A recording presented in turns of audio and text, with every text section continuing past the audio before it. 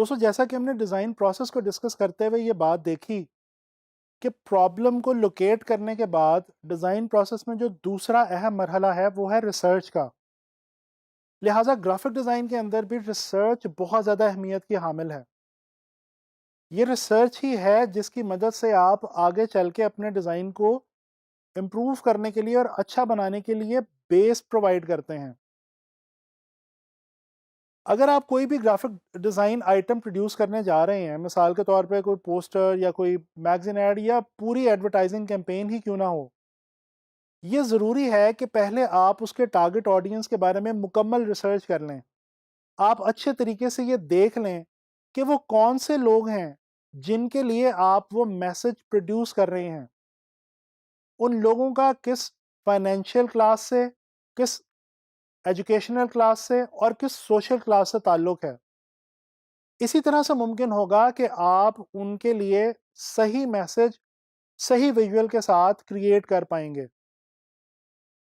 इसके अलावा जो एक और अहम बात रिसर्च के हवाले से मैं आपसे करना चाहता हूँ, वो ये है कि कोशिश करें आप जिस भी बिज़नेस के हवाले से काम कर रहे हों, उस बिज़नेस इंडस्ट्री के अंदर मौजूद उस अपने क्लाइंट के कॉम्पिटिटर्स के ऊपर भी रिसर्च करें।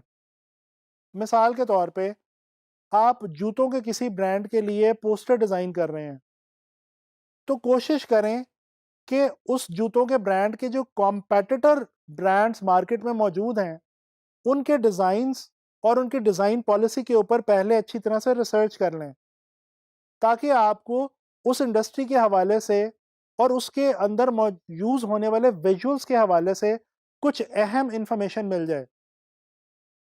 दोस्तों ऑनलाइन फ्रीलांस मार्केट प्लेसेस पे एज अ ग्राफिक डिज़ाइनर काम करते हुए आपको एक बहुत बड़ी सहूलत मिलती है। वो ये कि इन वेबसाइट्स के ऊपर एक ये प्रैक्टिस मौजूद है कि क्लाइंट जब अपनी कोई असाइनमेंट या अपनी कोई डिज़ाइन जॉब अपलोड करता है, तो वो उसके साथ आम तौर पे एक छोटी-सी डिज़ाइन ब्रीफ भी अपलोड करता है। दोस्तों ये डिज़ाइन ब्रीफ वो डॉक्यूमेंट है, जिसके अंदर आपके क्लाइंट ने वो तमाम अहम रिक्वायरमेंट्स बयान कर दी होती हैं, जो वो आपसे उस डिज़ाइन के हवाले से चाह रहा है।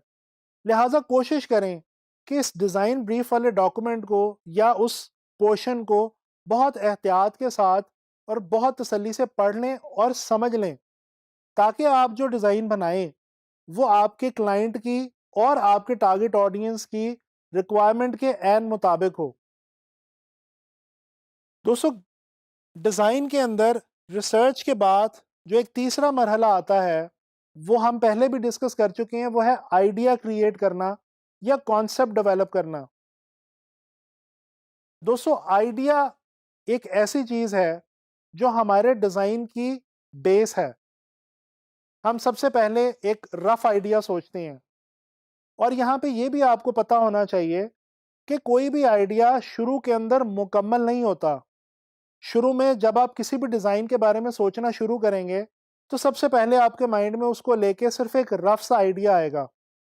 उसके बाद आप उस रफ़ आइडिया के ऊपर वर्किंग करना शुरू करेंगे और जैसे-जैसे आप उसके ऊपर वर्किंग करते जाएँगे, वो आइडिया एक जामे मुकम्मल कॉन्सेप्ट की शक्ल इख्तियार करता जाएगा और यही कॉन्सेप्ट आपके डिज़ाइन के अंदर तब्दील होगा।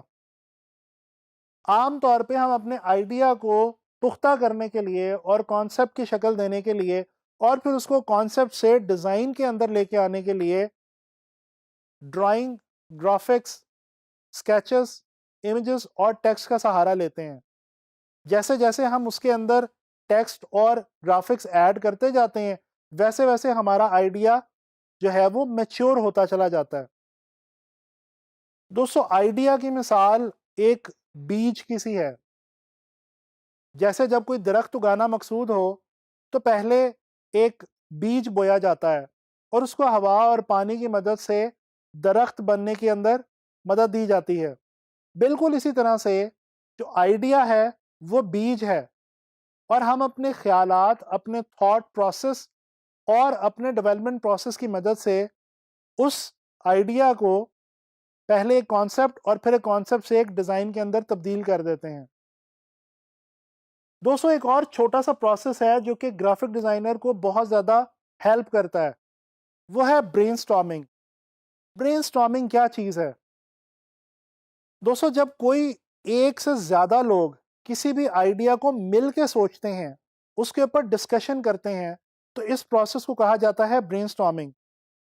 और यकीन मानिए, जब आपका डिजाइन आइडिया बिल्कुल कहीं पे स्टक हो जाए और आपका जहन बिल्कुल फंस जाए और आपको समझ ही ना आ रही हो कि क्लाइंट ने मुझे जो जॉब दी है उसके ऊपर मैं किस तरह से आइडिया डेवलप करूं, किस तरह से कॉन्सेप्ट बनाऊं, क्या डिजाइन करूं, तो ब्रेनस्टॉर्मिंग करने की कोशिश करें, लोगों से उसके ऊपर बात करें, कम्युनिकेट करें। इस तरह से आपको बहुत आसानी से आपके मसले का हल मिल जाएगा। दोस्तों हम अपने डिजाइन्स के अंदर जो वर्ड्स यूज करते हैं टेक्स्ट की फॉर्म में, विजुअल की फॉर्म में, और अपने इमेजेस के साथ उनको एज अ सपोर्टिव एलिमेंट लेकर चलते हैं, ताकि हमारा जो भी पोस्टर, मैगजीन एड, वेबसाइट, या जो भी चीज़ हम डिज़ाइन कर रहे हैं वो अपने मैसेज को प्रॉपर तरीके से कम्युनिकेट कर पाए। ये जो टेक्स्ट है ये कौन लिखता है? दोस्तों कॉपी राइटर्स हमारे लिए इस टेक्स्ट को लिखते हैं। कॉपी राइटिंग एक ऐसा अमल है जिसकी मदद से ये जो एडवर्टाइजिंग मटेरियल के हवाले से या किसी भी मैसेज को कन्वे करने के हवाले से जो अल्फाज ज़रूरी होते हैं या जिन अल्फाज की ज़रूरत होती है, वो अल्फाज सोचे जाते हैं और लिखे जाते हैं। आपको बिल्कुल भी कॉपीराइटर बनने की ज़रूरत नहीं है। हाँ, ये ज़रूर है कि समटाइम्स अगर आप अपने डिज़ाइन में फंस गए हैं, तो आप कोशिश करें कि उस टॉपिक के हवाले से, उस कंपनी, ब्रांड, प्रोडक्ट या सर्विस के हवाले से जिस पे आप काम कर रहे हैं, कोई जुमला तलाश करने की कोशिश करें।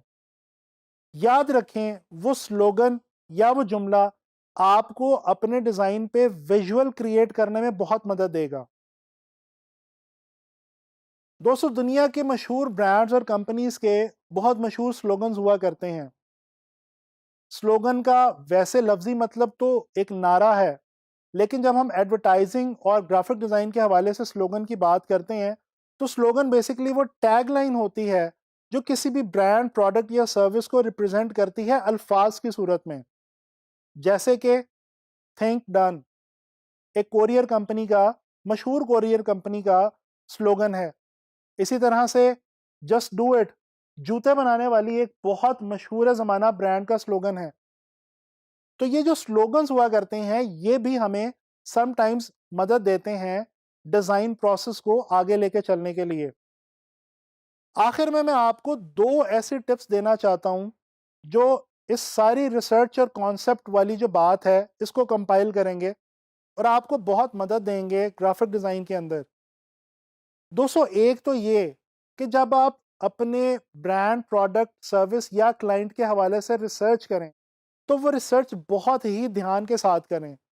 कोशिश करें कि जितनी अहम मालूमात आपको अपने उस ब्रांड, प्रोडक्ट, सर्विस या उस टॉपिक के हवाले से चाहिए, उनको अच्छे तरीके से समझ लीजिए और नोट कर लीजिए।